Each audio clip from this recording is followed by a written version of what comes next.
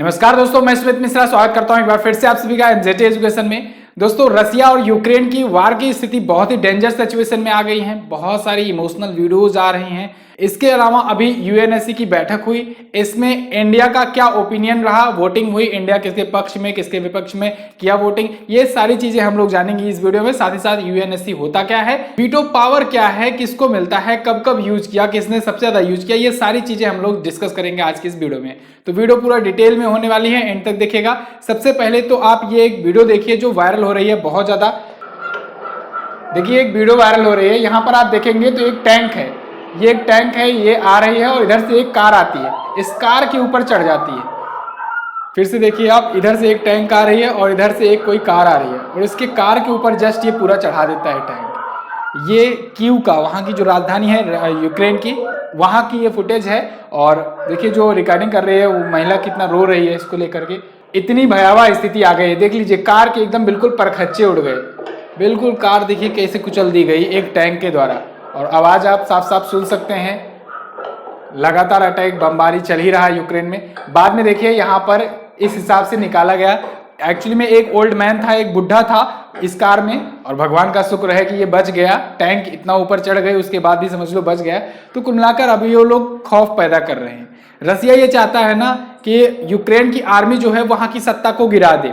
रसिया ने सरेंडर करने को भी कहा है वहां के सरकार को। रसिया ने साफ साफ धमकी दी है यूक्रेन को कि सरेंडर कर दो आप लोग, और वहां की भी आर्मी से भी ये कह रहा है कि वहां की आर्मी जो है उनकी सरकार को, सत्ता को गिरा करके आर्मी का कब्जा हो जाए यूक्रेन पर।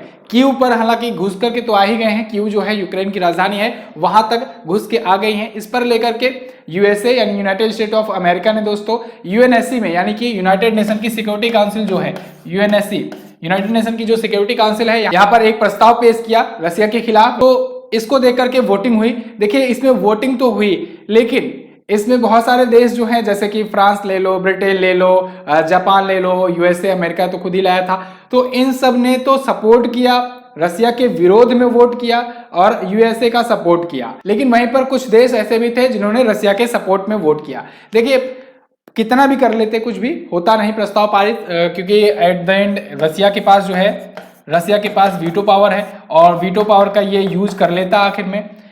एक्चुअली में इससे ये पता लग जाता कि उस पर प्रेशर किस प्रकार से डाला जा रहा है या कौन कौन उसका विरोधी है, ये भी पता लग जाता। तो इस मामले को भारत ने बहुत ही चतुराई से डील किया। देखिए यहाँ पर आप द इंडियन एक्सप्रेस का आर्टिकल देख रहे हैं। मैं आपको हर एक वीडियो में जो भी चीजें होती हैं उसमें आपको सोर्सेज जरूर दिखाता हूं, जिससे आपको फेक चीजें ना मिले, ठीक है ना, और आपको भी भरोसा हो जाए जो चीजें दिखाई जा रही है बिल्कुल रियल दिखाई जा रही है, कोई फेक चीजें नहीं दिखाई जा रही है।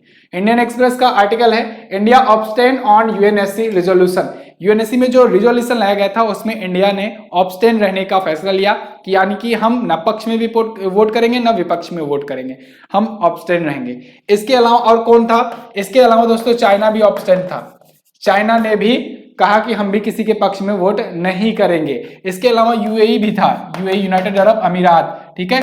अब देखिए ये तीन बड़े देश, एशिया में अगर देखा जाए तो एशिया में ये तीनों के तीनों बड़े देश बहुत इंपॉर्टेंस रखते हैं।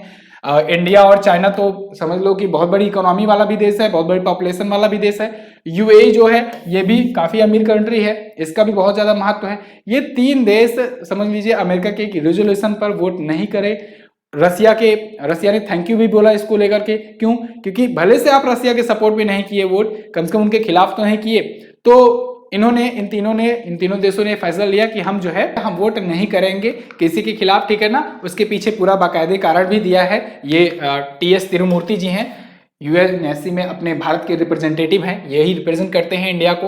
तो इन्होंने बाकायदे का कारण भी बताया हुआ है लंबा चौड़ा कि क्यों नहीं किया गया। उस पे कारण में रीजन में यही है कि कोई बड़ा देश अभी कोई कुछ एक्शन वैसा नहीं ले रहा है, ना ही कुछ हेल्प करने जा रहा है यूक्रेन की, बस सिर्फ बातें बातें हो रही है, ठीक है ना। तो ऐसे में हम भी जो है अभी ऑब्स्टेन रहेंगे, हम किसी की तरफ किसी के पक्ष या विपक्ष में वोट नहीं करेंगे। हमारे भी बहुत सारे नागरिक वहां पर फंसे हुए हैं, उनको भी इवैक्यूएट कराना है, ठीक है। अब समझिए ये यूएनएससी होता क्या है, यानी यूनाइटेड नेशन की सिक्योरिटी काउंसिल, ये होती क्या है। तो एक्चुअली में दोस्तों जो यूनाइटेड नेशन की सिक्योरिटी काउंसिल का जो गठन हुआ, ये यूएनओ के गठन के बाद ही हुआ। यूएनओ का ही एक बॉडी है ये भी, यूएनओ यानी कि संयुक्त राष्ट्र संघ।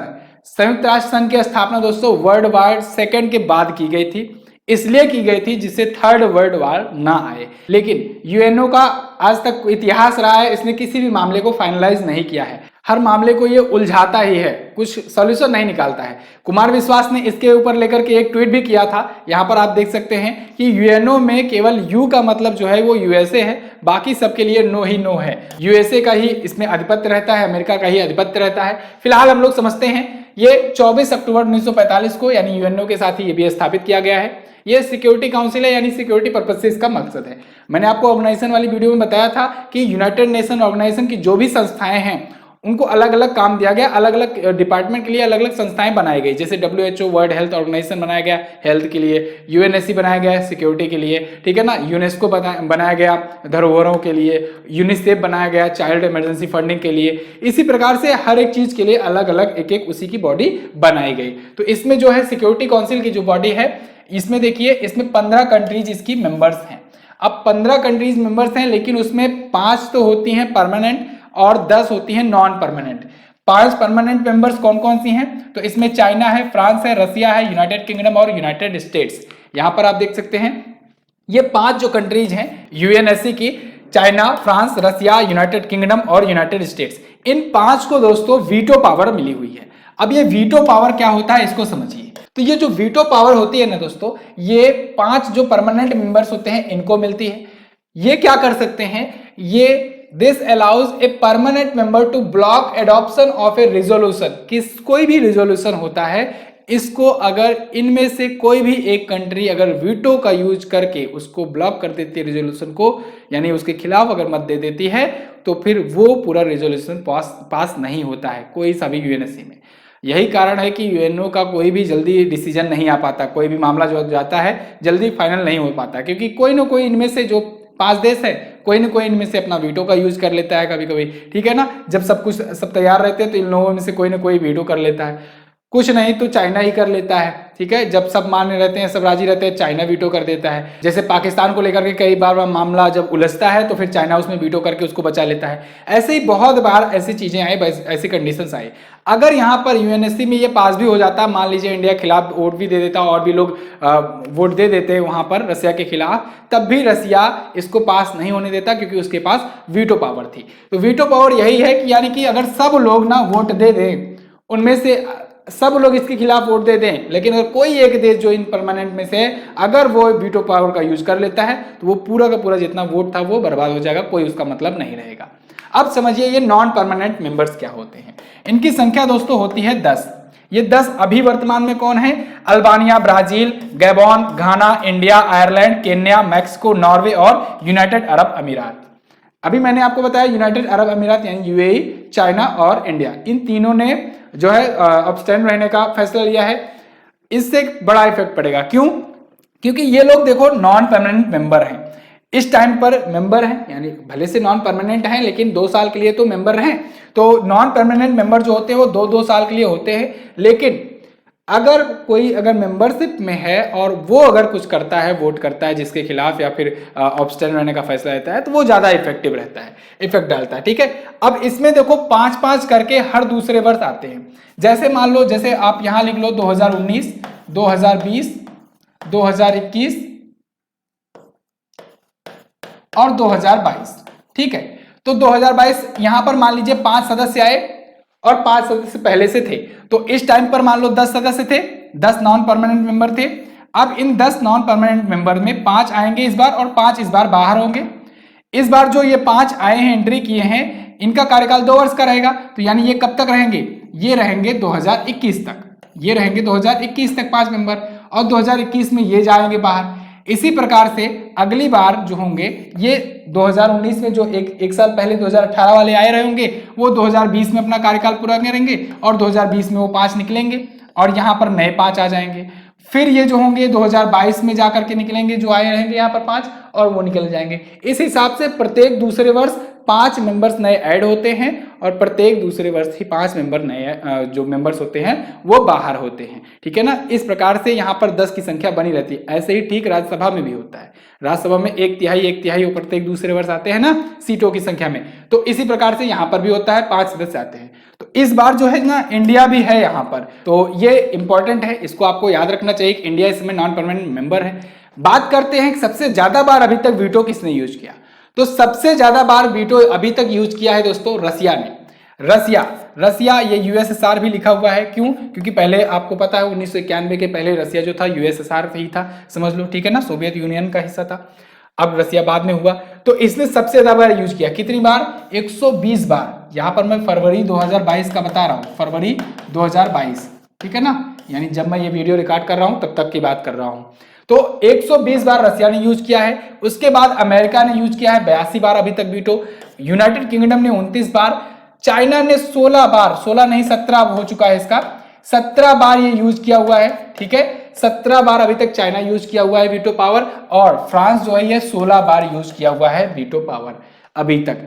फ्रांस वगैरह ना बहुत ज्यादा हस्तक्षेप नहीं करते हैं वैसे जनरली, लेकिन बहुत ज्यादा बार मतलब वीटो को यूज नहीं करते हैं। और यही बात है कि अभी एक बात उठ भी रही थी कि फ्रांस जो है हो सकता है इंडिया को अपना वीटो पावर दे दे, ठीक है, ट्रांसफर हो जाए, या फिर इंडिया जो है वो लगातार प्रयास में लगा ही हुआ है कि 5 से बढ़ा करके 6 वीटो पावर वाली कंट्री कर दो, यानी 6 परमानेंट मेंबर कर दो। हम इतनी बड़ी महाशक्ति हैं, इतनी बड़ी इकोनॉमी है, तो हमको भी होना चाहिए, वीटो पावर मिलनी चाहिए। तो भारत लगातार प्रयास में लगा हुआ है फिलहाल, तो अभी तो लेकिन फिलहाल भारत के पास नहीं है। हाँ, भारत को ऑफर किया गया था एक बार, लेकिन भारत ने हिंदू चीनी भाई भाई कह करके चाइना को थमा दिया था, और उसका खामियाजा बाद में भुगतने को मिला। यहां पर देखिए, अब कुछ और अपडेट की बात कर लेते हैं। Russia Ukraine war day 3, Russia pressurise president Vladimir Zelensky to surrender. तो देखिए, व्लादिमीर जेलेंस्की जो कि यूक्रेन के प्रेसिडेंट हैं, उनको व्लादिमीर पुतिन जो कि रसिया के प्रेसिडेंट हैं, वो लगातार प्रेशराइज कर रहे हैं कि वो सरेंडर कर दे। लेकिन इनका कहना ये है, ये व्लादिमीर जेलेंस्की हैं, इनका कहना ये है कि हम सरेंडर नहीं करने वाले हैं, हम आर्मी के साथ हैं, देशवासियों के साथ हैं। इन्होंने यहां तक कह दिया है कि जो भी 18 साल से ऊपर के जो भी हैं यूक्रेन के नागरिक, सभी लोग गन उठा लें, बीवी बच्चों को अपने वो लोग पोलैंड वगैरह या बाकी आसपास की कंट्रीज में फिलहाल के लिए वो भेज दिए हैं, भेज रहे हैं लगातार बसेस से, ट्रेनों से। और जो भी मर्द हैं, जो भी लड़के हैं 18 साल से ऊपर जो भी हैं, उनको बुला लिया गया है। अगर कोई विदेश में भी रह रहा है उसको भी बुला लिया गया है कि आप सब लोग हथियार उठाओ, हम सब लोग लड़ेंगे फॉर डिग्निटी ऑफ यूक्रेन, ठीक है। तो ये भी साथ में खड़े हुए हैं, क्योंकि आज की स्थिति ये है कि यूएसए जो है चढ़ा करके पीछे से हट गया, और यूएसए अब कह रहा है कि हम आर्मी वगैरह नहीं भेजने वाले हैं। फिलहाल इनके लिए पॉजिटिव खबर भी है यूक्रेन के लिए कि 1000 Russian troops killed, India today का आर्टिकल है। तो यूक्रेन का ये भी दावा है कि वो 1000 से ज्यादा रशियन सैनिकों को मार भी चुके हुए हैं। वहां के नागरिक भी साथ दे रहे हैं, ठीक है। अब देखना ये है कि कब तक होता है। वैसे रसिया लगातार धमकियां दे रहा है, वहां की आर्मी को भी समझाने का कोशिश कर रहा है, आर्मी से कह रहा है पहले सरेंडर करो, नहीं सरेंडर कर रहे हैं तब फिर उन पर अटैक भी कर दे रहा है। इसके अलावा आप देख पाएंगे यहाँ पर एक और आर्टिकल है CNN का आर्टिकल है, सैटेलाइट इमेजेस सोन कीव इंटरनेशनल एयरपोर्ट अनडैमेज।